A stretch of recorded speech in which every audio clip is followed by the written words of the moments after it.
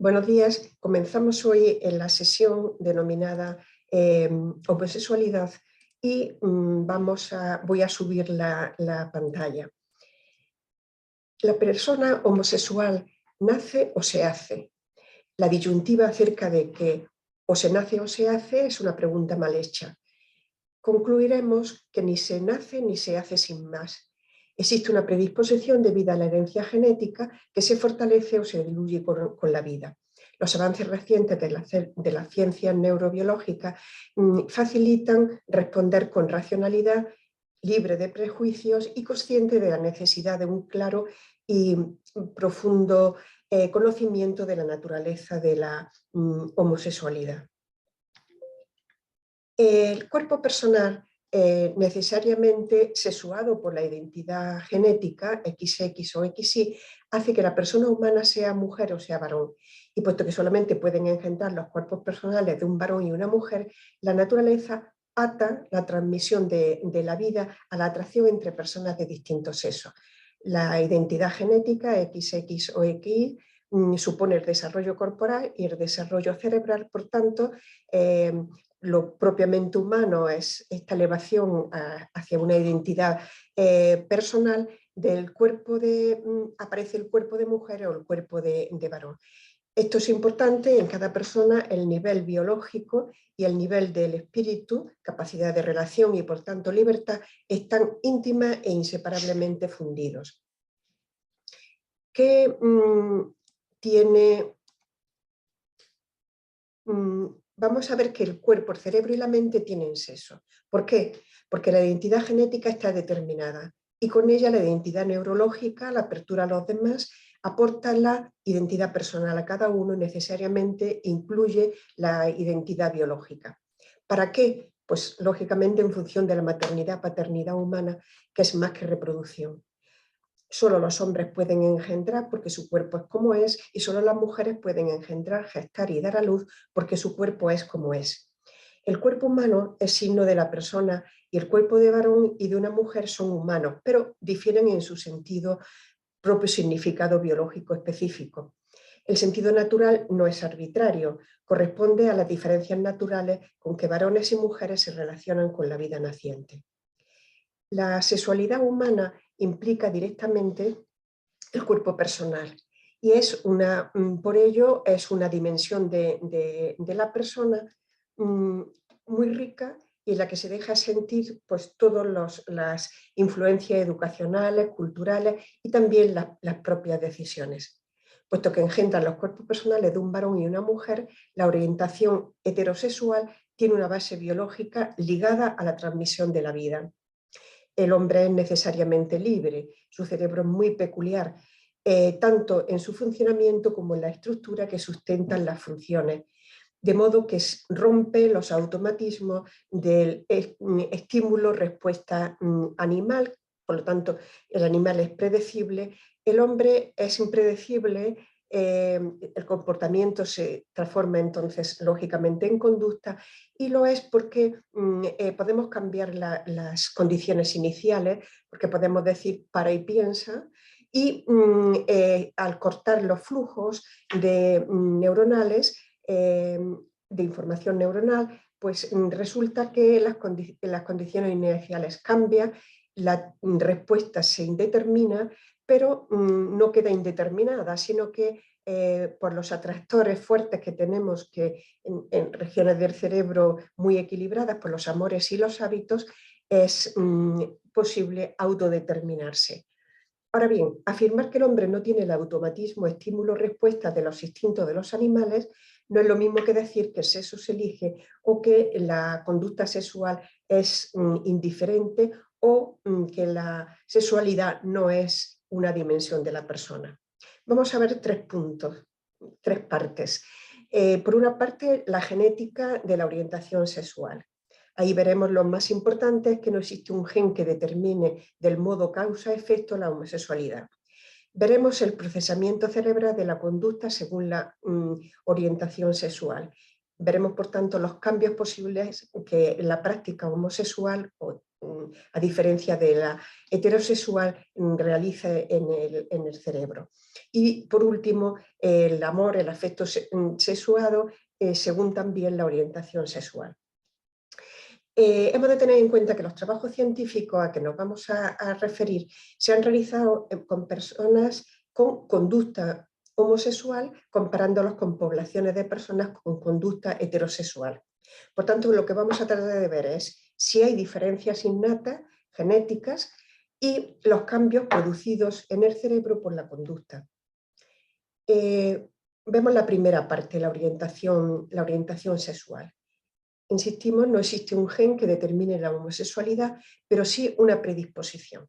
Si nos fijamos en la información genética, en la secuencia de las bases de millones de peldaños del grupo de las bases 4 que tenemos, que tiene el DNA, los 23 pares de cromosomas que tiene el genoma humano. De estos pares, 23 pares, solo uno, el sexuado, el XX en la mujer y XY en el varón, determinan el patrón de la masculinidad en el caso del tener el cromosoma Y, y el doble dosis del cromosoma dirige el patrón de la feminidad. Ahora bien, también los pares restantes, además del par sexual de cromosomas, tienen un patrón de regulación de los genes diferente en el cromosoma que procede del padre y en el que procede de la madre.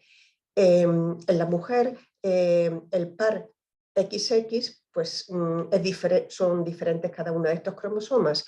Y en el varón, lógicamente, el cromosoma Y procede del padre y el cromosoma X de la madre, por tanto, puede ser el que herede de la forma, el cromosoma que la madre ha heredado de su padre o de su madre. Y por tanto, el X en el varón aporta diferencias entre los varones según cuál tenga también. El cromosoma X está implicado en la producción de hormonas sexuales. La dosis XX dirige la formación de estrógenos y su receptor, es decir, de las moléculas. Los receptores son las moléculas que captan, que enlazan las hormonas y las introducen en el interior de la célula. Y el par de cromosomas XY del varón dirige la producción de testosterona y el receptor de andrógenos, y por tanto dará un patrón, las hormonas marcan el patrón del cuerpo y del cerebro femenino o masculino. Entonces, las influencias genéticas en la orientación hacia personas del mismo sexo tienen unas características. Tendremos tres que ver en este apartado de la genética, tres aspectos. Las hormonas sexuales en la gestación, tanto las del hijo como debido a la situación de la madre, nos estamos refiriendo a varones. Por una parte, el receptor de andrógenos que está en el cromosoma X, que hereda uno u otro, el varón, y el perfil de la variante genética. Todo esto está relacionado con el metabolismo de las hormonas sexuales. Pues bien, vemos el primer aspecto. ¿Qué pasa con la exposición a estrógenos en el varón? Los esteroides durante el periodo prenatal contribuyen a la organización del cerebro, marcan las preferencias sexuales, mientras que las hormonas sexuales en la vida adulta ya pueden estimular, lógicamente, el comportamiento sexual, pero no modifican la orientación. La orientación, como iremos viendo, es innata. En el varón, los testículos fetales liberan la testosterona, que pasa al cerebro, y ahí los estrógenos unidos al receptor marcan el comportamiento masculino. No ocurre así en la mujer, en que el ovario fetal, que libera estrógenos, no pasan al cerebro durante esta primera fase de la vida porque los estrógenos quedan ligados a una alfa-fetoproteína. Bien, Se ha podido ver qué pasa en la orientación hacia personas del mismo sexo, precisamente ligado a la exposición a esteroides fetales.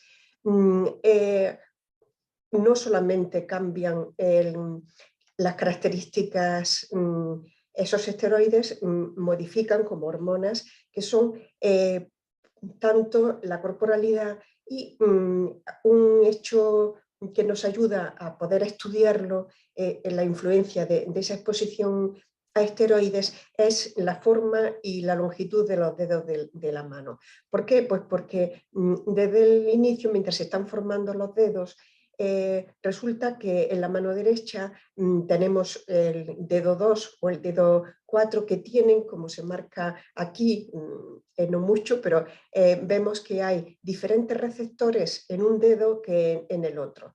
Por tanto, en el varón que tiene testosterona y, bueno, y los estrógenos que puedan venirle de la exposición de la madre, hacen que el dedo 2 sea menor en longitud que el dedo 4. En las mujeres, al contrario, porque tienen poca testosterona y más estrógeno. Entonces, la forma de la mano, los parámetros que marcan esas asimetrías, vemos, por ejemplo, que en varones que tienen normalmente el conjunto de los varones tiene esta forma de la mano, mientras el de las mujeres tiene este perfil. Pues bien, en el varón heterosexual hay una forma, ha cambiado la mano respecto al varón, el varón homosexual respecto al heterosexual, y lo mismo en las mujeres. Por tanto, esto es una influencia. Por otra parte, el receptor de andrógenos, vamos a la segunda parte segundo apartado de esta parte, el receptor de estrógenos presente en el cromosoma X puede tener tiene de hecho ese gen tiene dos formas, una que da lugar a un receptor fuerte y otra que da lugar a un receptor débil. Pues bien, se ha podido ver que la forma en varones y en mujeres, la influencia de ese receptor de andrógenos desarrolla de forma distinta determinadas áreas. El varón solo tiene un cromosoma X, por tanto le puede tocar una forma débil o una forma fuerte, y es precisamente uno de los factores que influyen en la predisposición a la homosexualidad. Las mujeres, lógicamente, al tener dos cromosomas X, pueden tener toda una combinación. Y el tercer factor de influencia es el perfil de variantes genéticas. Se publicó en el 2019 en la revista Science un estudio genético muy amplio. De hecho, estudiaron el genoma completo de 477 participantes de Estados Unidos, el Reino Unido y Suecia. ¿Qué son las variantes genéticas? Pues el ADN del genoma, el genoma completo humano, pues tiene hasta 3.200 millones de bares de pases, y esa secuencia se mantiene, pero existen determinadas zonas que llamamos LOCI, donde puede haber una variante. Pongo aquí el ejemplo, en este fragmento de esta secuencia del DNA tiene una G o puede tener una C. Entonces, ¿qué significa esto? Que si cuando esa variación ocurre al menos en 1% de la población, está indicando que hay una característica concreta, ¿no? Y en este trabajo han tomado como rasgo característico de la conducta y definieron no heterosexual, los que no habían tenido relaciones con personas del mismo sexo, y homosexual, o ellos le llaman no heterosexual, los que no han tenido al menos una vez relaciones. Este estudio, esto es importante, no se dirige a la comprensión de cómo es de compleja la sexualidad humana, sino a la posibilidad de que un perfil genético, como así ha sido, pueda distinguir ambos tipos de conducta, etéreo o no etéreo. De hecho, lo que se encontraron es un perfil y que en general la suma de varones y mujeres heterosexuales o no tiene un perfil concreto que significa dos locis. Las mujeres añaden uno solo y los varones añaden a su perfil dos locis característicos en los homosexuales. Tenemos, por tanto, que no existe un gen, sino que estamos viendo que lo que hay son una serie de pequeños locis, de efectos individuales, pero están repartidos por todo el genoma. Y la base genética de esta diferencia entre un perfil y otro se debe a que estos loci alteran o modifican el metabolismo de las hormonas sexuales. Hemos visto, por tanto, la genética general, la influencia de esteroides, en el caso del varón, el perfil de receptor de andrógeno, y ahora vemos también un perfil que caracteriza la formación y eliminación de las hormonas. Entonces, estas variantes genéticas no son predictivas del comportamiento, simplemente lo que se ha podido hacer es decir, los varones que han tenido relaciones homosexuales tienen un perfil genético que les distingue de los que no, con una cierta predisposición, aunque ahí se mezclan otros factores de personalidad, etc. Esto tiene un efecto importante, y es que se está dando mucho que en Internet se puede obtener lo que se ha llamado la escala de Kinsey de calificación heterosexual o homosexual común para mujeres y hombres, y que significa exclusivamente heterosexual este factor 0 y el 7 y el 6, perdón, exclusivamente homosexual. Y la gente se plantea como un continuo de que uno puede volver hacia atrás, hacia adelante, siendo bisexual el 3. Esto no es cierto.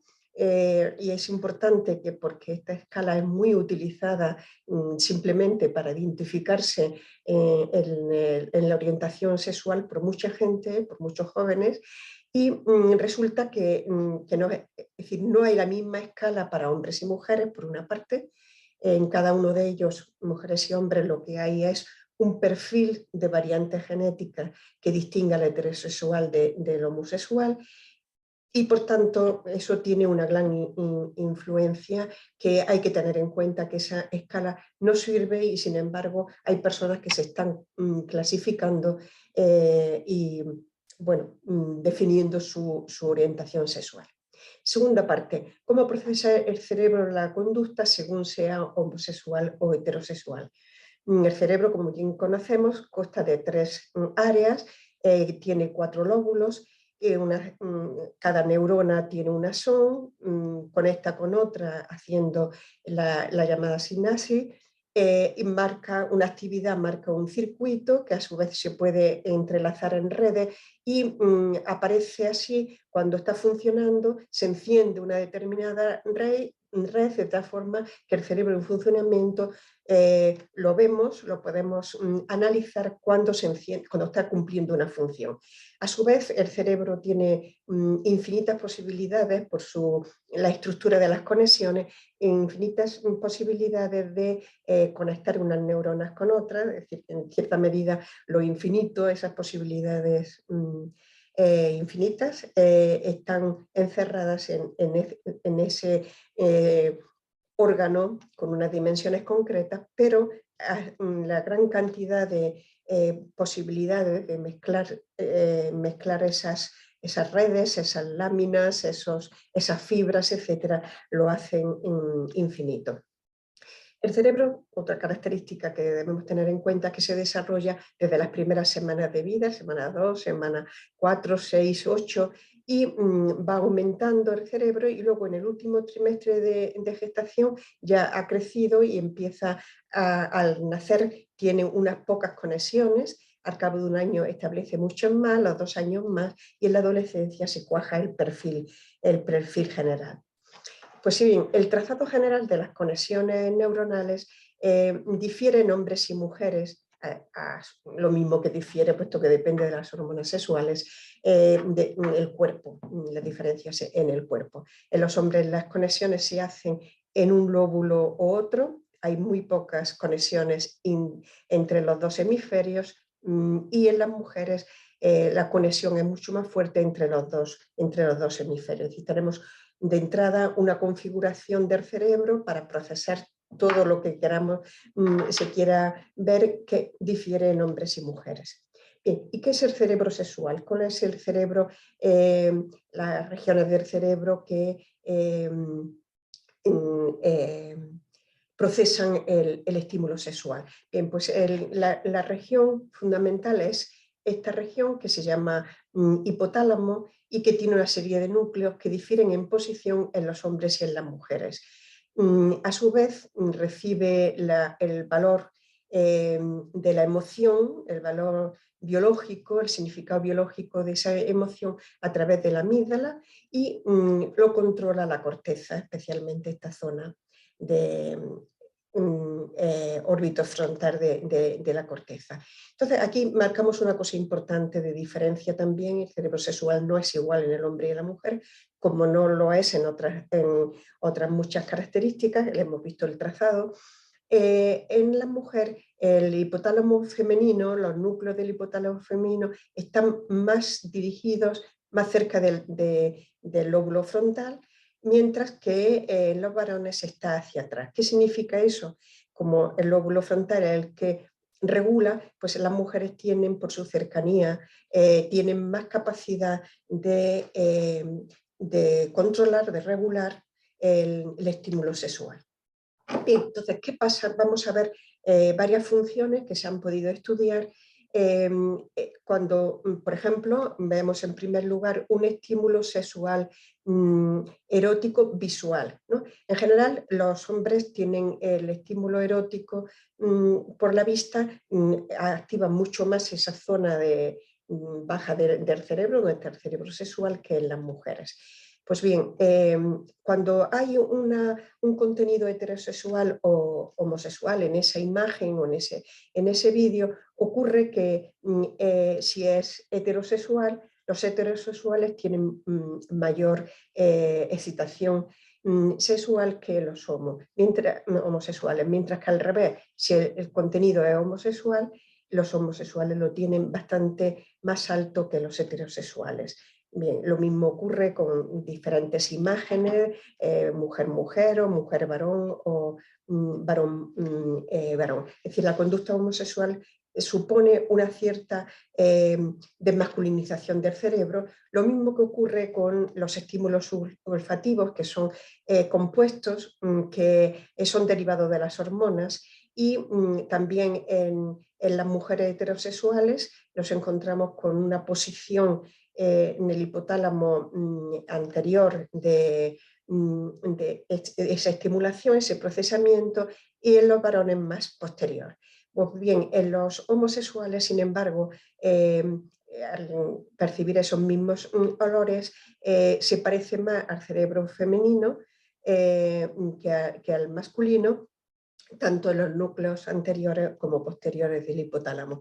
Es decir, de nuevo nos encontramos con una cierta desmasculinización del cerebro. Y también ocurre con la amígdala, que decíamos antes, recordamos que aporta el valor biológico, el sentido biológico, la orientación que tiene esa emoción o ese estímulo, ¿no? Entonces, lo mismo, tanto la amígdala izquierda como la derecha, en el homosexual se parece más a la mujer, y la amígdala derecha también, que al varón. Bien, por tanto, hemos visto tres factores que modifican cómo elabora el cerebro la conducta homosexual o heterosexual. Bien, es lógico que recordemos que todas las capacidades son humanas. Hay estadísticamente las mujeres están más preparadas para su cerebro, ¿no? Para habilidades, fluidez de palabras, emocional, etcétera, ¿no? Y los hombres tienen más el procesamiento espacial y motor. Esto ya casi es un tópico. Pues bien, lo que ocurre, las capacidades son humanas y las pueden desarrollar cada uno entrenándolas. Tienen más facilidad las mujeres para unas y los hombres para otros. ¿Por qué? Por ejemplo, en este que es un tópico de la orientación, el patrón de la mujer en el varón va directamente de la zona posterior del cerebro, que es donde se procesa lo visto, es decir, lo visual, y orienta hacia la frente todo un sistema para percibir así la orientación que tiene, o sea, una imagen en el espacio, para poder orientar, se fija en la vista. La mujer también, y lo puede tener con la misma intensidad la orientación. Hay arquitectas muy famosas que tienen una orientación mejor que los hombres espacial, pero bueno, eso es estadístico. ¿Qué ocurre? Que la estrategia es distinta. La mujer puede conseguir esa misma puntuación si está entrenada, pero lo pasará siempre por la emoción. Por eso en la orientación mira más, se fija más en un detalle del paisaje o se fija más, no sé, un escaparate, por ejemplo. Bien, entonces podemos decir que la genética no es determinante, eso lo hemos visto, no es causa-efecto, sino que hay predisposiciones y después esa predisposición, en segundo lugar, acabamos de ver cómo esa predisposición, que incluso puede ser muy leve, a esa se suma la práctica sexual, de tal forma que el cerebro cambia al reforzar esas conexiones y da lugar a un cerebro desmasculinizado en los varones o desfeminizado en las mujeres. Siempre la predisposición innata de las mujeres es muy leve respecto a los hombres. Bien, y vamos a la tercera parte. ¿Cómo son el sentimiento enamorado o el sentimiento o la práctica del cerebro emparejado, podríamos decir, ¿no? Entonces, es conocido que el cerebro social, que mide las relaciones personales y guarda memoria de las distancias afectivas. El cerebro todo lo mide como distancias. Entonces, una persona nos puede ser muy lejana o nos puede muy cercana o muy lejana. Entonces, según estos ejes, donde el centro es la propia persona, ¿no? El corazón del cerebro, pues sitúa en los distintos cuadrantes a las personas según una jerarquía, una afiliación, amistad, etc. Cuando las distancias tienden a cero, tienden a una unión plena, a una fusión en ese sentido, el centro es muy fuerte porque la distancia se hace cero. Entonces todo el mapa de las relaciones personales se acerca mucho y es una persona que podemos decir que tiene un gran corazón, que tiene una gran capacidad de amar, si este centro, que son las relaciones familiares o las relaciones de pareja, de matrimonio, pues tienen una gran capacidad. Entonces, distintos estudios han aprovechado la posibilidad de medir la emoción que despierta en una persona, pues el ver el rostro de la persona humana. Del cerebro solo podemos extraer y conocer las emociones que se están sintiendo. Lo demás no se manifiesta directamente, ¿no? Entonces, ¿qué ocurre? Pues que al ver el rostro de la persona amada, lo mismo puede pasar una madre con su hijo, ¿no? Por ejemplo, pues se activan una serie de zonas que lo que dan es el sentido positivo, las emociones positivas de confianza y de atracción, puesto que en esa mirada se está eliminando distancias, porque primero los acerca y también se silencian las partes del juicio negativo, con lo cual todavía se recortan más las distancias. Pues bien, es ese valor de cercanía, de emoción positiva de ver a la persona en una imagen, en un vídeo, pues se relacionan con la actividad sexual de esas zonas que hemos visto del hipotálamo y que son entonces activadas por el sentimiento del enamoramiento, ¿no? Entonces, el sentimiento en sí mismo implica siempre varios componentes. Erótico, que por supuesto no ocurre en la madre, respecto al hijo, emocional y cognitivo, que son muy difíciles de aislar en ese escenario emocional, integral y general que causa el amor. Entonces, no puede ser separado, incluso cuando una relación se hace a espaldas del sentimiento, no hay un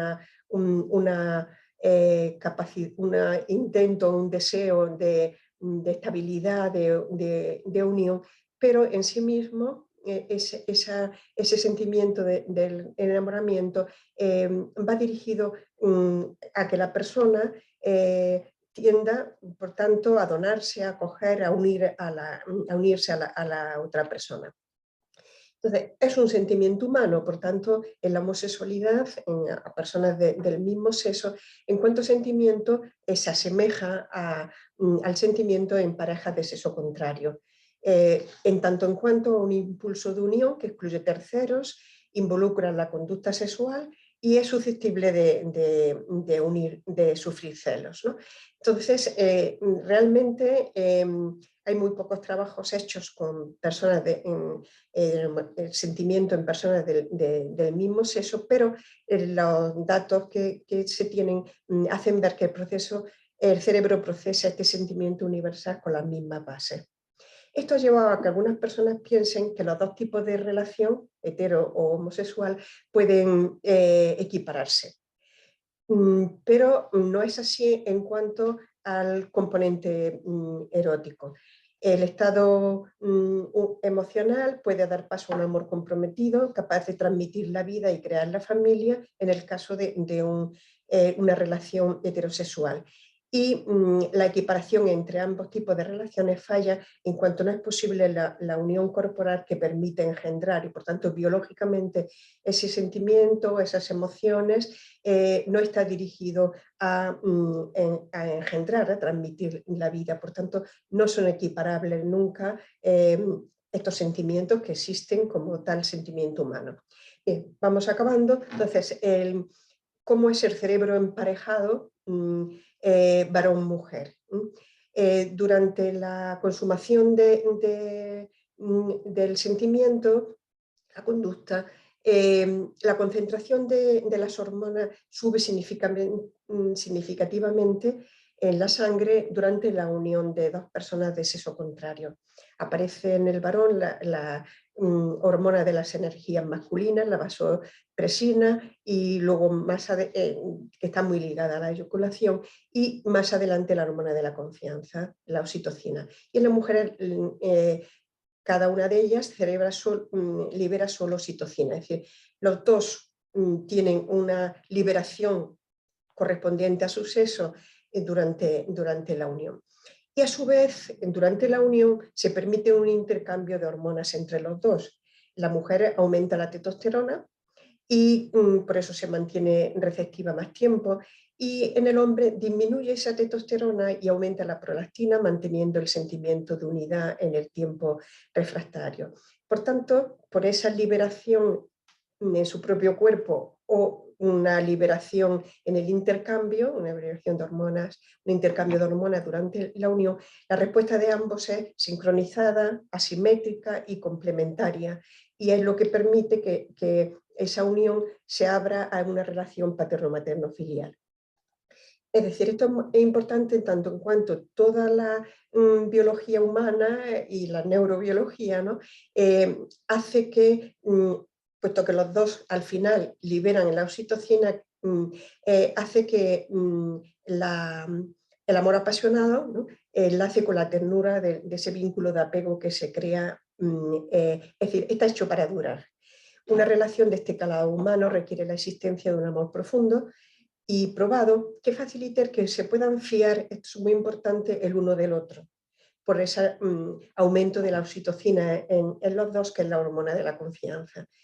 Y especialmente en la mujer deben de poder creer que la unión de los cuerpos personales, ahí se realiza, de un hombre y una mujer, se realiza la experiencia de la confianza más profunda. ¿Qué ocurre, sin embargo, en este componente erótico de la conducta cuando el emparejamiento es entre personas del mismo sexo? Pues los estímulos generados en la conducta homosexual se perciben con una gran carga emocional y la respuesta tiene un componente muy fuerte visceral, autónomo, más que una respuesta específica de la excitación sexual. Y hemos visto cómo los estímulos visuales, olfativos, tiene un signo en el homosexual que está desconectado de la función propia del estímulo, que es dirigido a la posibilidad de procrear, ¿no? Naturalmente en el heterosexual. Los estudios han observado, y esto creo que es importante, una fuerte activación de la ínsula. La ínsula es, entre otras muchas cosas, una zona del cerebro que permite evaluar, avisa a la amígdala en que va a evaluar esa emoción que produce el estímulo según la función del estímulo. Entonces, al aparecer una fuerte activación de la amígdala que no ocurre en la unión heterosexual, pues traduce el cerebro la percepción sexual de ese estímulo a una atracción y recompensa, eso sí, pero lejos de la consumación a la que se liga la reproducción. Y incluso se observa cómo esas diferentes uniones o relación corporal del tipo que sea, no se traducen por parte de la amígdala como un cierto rechazo.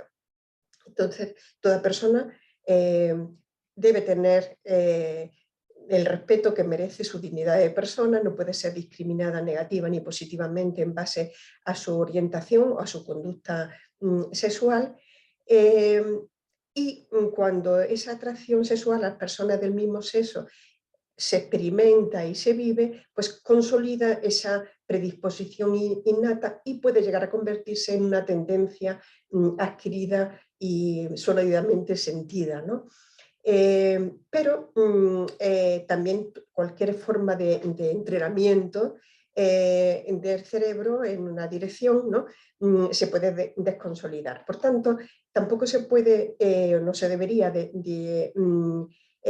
discriminar a quien voluntaria y libremente quiera volver su conducta hacia atrás y buscar ayuda para reajustar ese proceso neuropsicológico.